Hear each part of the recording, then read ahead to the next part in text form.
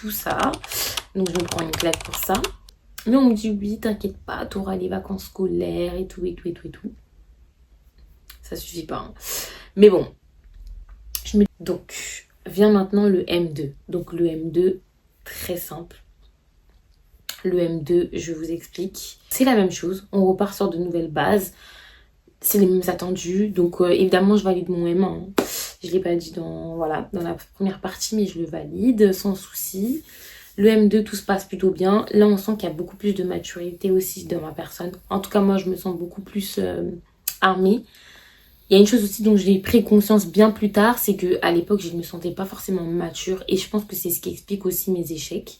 C'est qu'il y avait, quand tu es CPE, il y a un vrai enjeu derrière. Ça veut dire que tu es en charge d'une lourde responsabilité.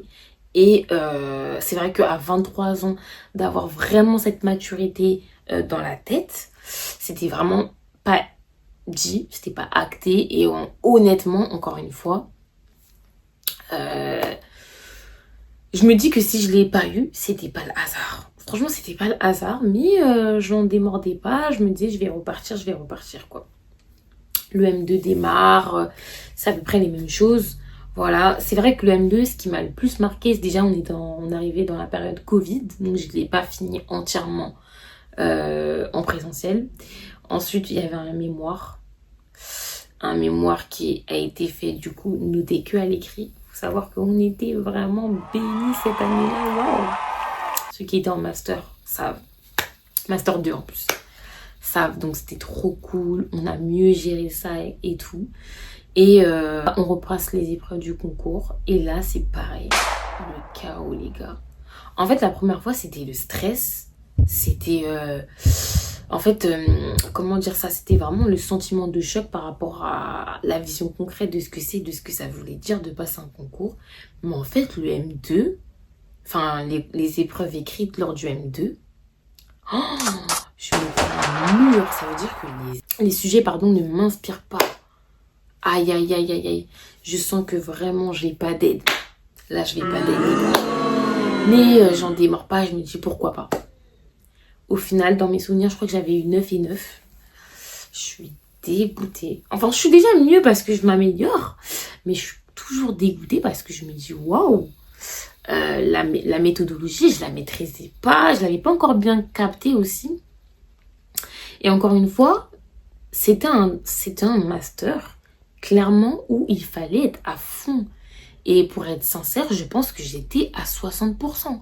J'étais pas à 80%, les gars. Et je sais pas ce à quoi je m'attendais. Parce qu'à l'époque, on était quand même sur des concours où les postes fixés étaient à 560 dans toute la France. Les dom-toms compris. C'était pas le concours de enseignant premier degré. Non, non, les gars. 560, toute la France, plus les dom-toms.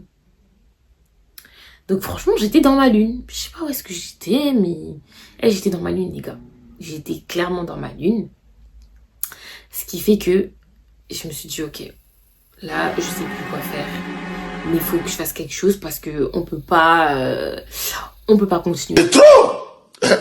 On peut pas accepter. Hein? On peut pas accepter ça. Hein? Et ça, grande humiliation. Comme ça, en fait, on ne peut pas continuer comme ça. Et surtout, je tiens à le rappeler, on arrivait à la fin du master. Ce qui veut dire qu'il fallait, du coup, commencer à réfléchir quelle était la suite.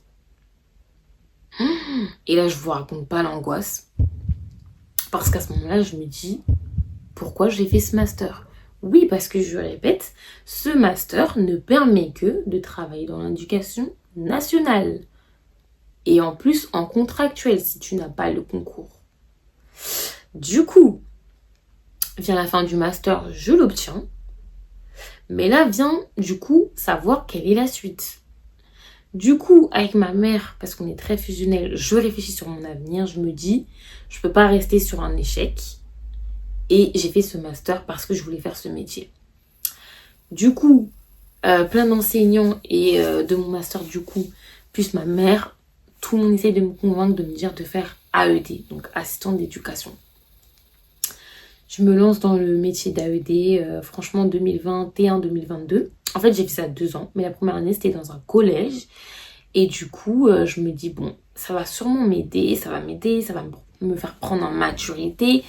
C'est vrai qu'il y avait l'orgueil qui parlait parce que je me disais, waouh, c'est comme si je me rabaisse parce qu'en fait, j'ai eu un master quand même. Et vous vous rendez compte, là, je deviens surveillante. J'avais du mal. Mais en fait, comme on dit, l'humilité précède la gloire, les gars. Ça veut dire que je me suis dit, c'était reculer pour mieux sauter. C'était reculer vraiment pour mieux sauter. Et sauter au bon endroit. Donc du coup, j'y vais. Voilà, je me mets à mi-temps. Et je décide de me préparer toute seule au concours à côté, en fait. Évidemment, je n'y arrive pas. Déjà de une, ça demandait d'installer une certaine rigueur dans sa vie que je n'arrivais pas forcément à faire. Mais comme j'étais une personne assez ambitieuse, concentrée, j'arrive à du coup communiquer avec la CPE qui est en poste et je demande de m'aider à me préparer. Il s'avère que les gars, il y a eu un des gros problèmes dans cet établissement et la CPE en fait s'est faite éjecter de l'établissement. Donc ça a mis un peu à mal mon ambition. Mais je me suis dit, bon, quand même, je vais le repasser, je vais voir ce que ça donne. Je suis entre guillemets en candidat libre et je perds rien. Donc j'y vais. Sans succès, les gars. Ça flop. Ça flop, ça flop. Ah, ça flop, ça flop, ça flop. Mais ça flop pas non plus en mode dégueulasse. Je crois que j'ai dû avoir des 9 et 9 aussi. Hein, mais je sens que j'ai pas la méthode. Je sens que j'ai pas mis assez d'énergie dedans. Et en fait, là, je me dis... Clément, c'est trop. Trop, c'est trop. Franchement, tu me saoules. Ok? Tu me saoules maintenant. Je me demande, je vais voir sur le marché du travail, est-ce que je peux faire quelque chose avec ce master? Est-ce qu'il y a moyen de, je sais pas moi, de voir ce que je peux valoir sur le marché? Est-ce que je peux essayer de me démerder sans ce foutu concours? Et là, les gars, je me heurte à un mur, parce qu'en fait, j'essaye de postuler à des offres d'emploi de RH et je ne trouve pas. Je ne trouve rien, en fait. J'ai même une dame, un jour, je me rappellerai toute ma vie. Elle est venue me dire, excuse-moi, je t'appelle parce que j'ai vu ton CV, mais je te conseille vraiment de faire un master RH. Les gars, moi, à ce moment-là, j'ai fait un master, je ne me vois pas faire d'autres masters.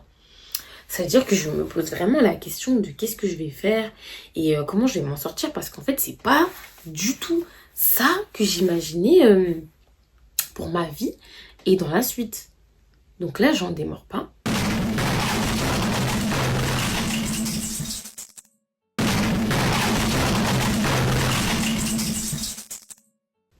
Je parle avec ma mère et je lui dis, il faut que je le repasse. Sauf que cette fois-ci, je deviens un peu plus mature et rationnelle. Je me dis que je vais me réinscrire au sein de mon école parce qu'il faut savoir qu'ils avaient créé comment on appelle ça? Un DU. C'est comme un DU en gros, un diplôme universitaire. Je sais plus si c'est avec quel nom, mais bref, en gros, ils ont créé un module qui nous permettait de repasser le concours et en fait de passer que les épreuves de concours en dehors du master. En fait, il fallait juste avoir le master, donc masterisé. Et ensuite, on avait accès à ce module pour nous repréparer au concours. Et ça concernait que les disciplines du concours. Donc, je recontacte une ancienne enseignante à moi. Je fais part de mon idée. Je lui dis que j'ai besoin de intégrer du coup ce qu'on appelait la prépa concours. Elle me dit qu'il n'y a pas de souci, tout ça. Je vais être prise. Je suis prise à la rentrée. Cette année-là, je me dis, l'année de assistante d'éducation m'a permis vraiment de grandir, de voir au-delà de ce que je savais, de ce que je connaissais. Donc je me dis, pourquoi pas réitérer l'expérience dans un autre établissement. Je me dis, ça coûte rien, j'ai besoin d'argent. À ce moment-là, n'oubliez pas les gars, j'ai fini mon master en 2020. Nous sommes en 2021, donc j'ai besoin de tal. Du coup, je rentre dans la prépa concours. J'ai mon poste d'assistant d'éducation cette fois-ci dans un lycée. Et là, ça se passe super bien. Là, je me mets une déterre, les gars. Ça veut dire que là, je me dis, je vais pas rigoler. Ah, je vais pas rigoler. Il faut que j'aille... On va péter. Péter. Vous allez fuir. À Bordeaux. Oui, parce que les écrits étaient à Bordeaux. Les oraux, pardon. Les écrits, du coup, ils sont dans chaque site à peu près selon là où on s'est inscrit. Et Les euros, par contre, c'est au même endroit, c'est à Bordeaux. Cette année, les gars, je me mets une déterre.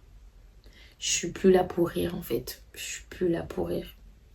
Je donne tout. En même temps, je suis assistante d'éducation. En même temps, voilà. Par la grâce de Dieu, encore une fois, je tombe sur un super proviseur qui m'accompagne. C'est un peu trop vite. Du coup, tout se passe bien. Je me donne une déterre. Et là, j'arrive à voir les écrits, les gars. J'arrive à voir les écrits. Il faut savoir que quand il y a le concours, on ne connaît pas nos notes d'écrit avant de connaître l'ensemble des notes, c'est-à-dire oraux, écrits. Et du coup, je vois que du coup, les notes des écrits, je me dis elles doivent être bonnes, mais peut-être de justesse. Et moi, en fait, le problème aussi dans mon parcours, je dirais, c'est que j'ai beaucoup avancé sans avoir réellement confiance en moi. Et ça m'a porté énormément de défauts, les gars. Je vous jure, travaillez votre confiance en vous parce que même dans les épreuves, vous en ressortirez beaucoup plus fort, plus grand, plus positif que si vous n'avez pas confiance en vous. Et en fait, je savais pas qu'il y avait ce problème qui était coincé en moi et qui m'empêchait en fait clairement de réussir, d'avoir vraiment des pensées très limitantes en fait. Vraiment, j'avais des pensées très limitantes. Donc je me prépare, je me dis waouh, ça va le faire. Dans le lycée dans lequel je travaillais, je demande au proviseur au culot de m'aider pour les oraux, parce que faut savoir que pour la partie orale, ce sont souvent des CPE, des proviseurs et des inspecteurs académiques, il me semble, du coup, qui font passer les épreuves du coup d'oral. Et donc, moi, je suis allée au culot, je me suis dit, vas-y, je vais faire ça, en fait. Donc, tout se passe bien, on se prépare, on se donne à fond, on se donne de ouf, et c'est carré. Et là, les gars, j'arrive aux oraux, et de nouveau, je suis tétanisée, les gars. Je vous jure que j'ai besoin de prendre mon inspiration, de me dire, oui, non, je suis trop stressée. Bref, je perds un peu mes moyens et je comprends très vite que ça me met et ça me porte défaut, clairement. Je le sais avec le recul, voilà.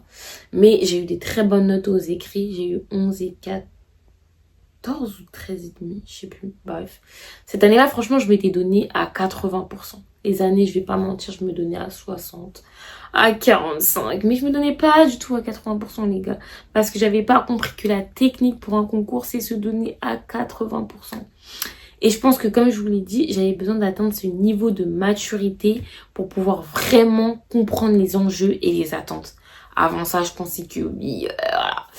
Comme je suis quelqu'un, j'ai pas spécialement galéré dans les études. J'ai resté beaucoup dans ma zone de confort. Et ça a été très longtemps mon défaut par rapport à ce concours. Vraiment. Parce que au final, il est très difficile. Il est très sélectif. Mais il est très aussi... il est très accessible. Je sais pas comment expliquer. C'est très paradoxal. Mais en fait, tout le monde peut y avoir sa chance. Honnêtement, tout le monde. Avec un bon formatage, une bonne maîtrise de la méthodologie, tout est possible. Donc voilà. Ce qu'il faut savoir en plus, c'est que du coup, j'apprends que je n'ai pas le concours parce que je vois mes notes d'oral. Clairement, quand on ne vous veut pas, on vous casse. On vous casse. Et les notes en fait des oraux, elles sont rarement représentatives de ce que vous avez produit. Mais en fait, comme les jurys n'ont pas vos notes d'écrit, une fois qu'ils décident que vous ne passerez pas, ils sont obligés de casser vos notes parce que sinon, en fait, ils prennent le risque que vous passez. C'est un peu traître et un peu déstabilisant comme procédé parce qu'en fait, on n'arrive pas du coup à vraiment évaluer notre prestation du jour étant donné qu'on n'a pas forcément de commentaires non plus sur la prestation. Vous voyez ce que je veux dire? Donc, c'est un peu compliqué, mais en fait, c'est le jeu du concours, c'est comme ça. Il faut l'accepter. Et donc, du coup, après ça, fin du game avec l'éducation nationale. Abonne-toi, like et partage. On se retrouve pour des prochaines vidéos. Bisous.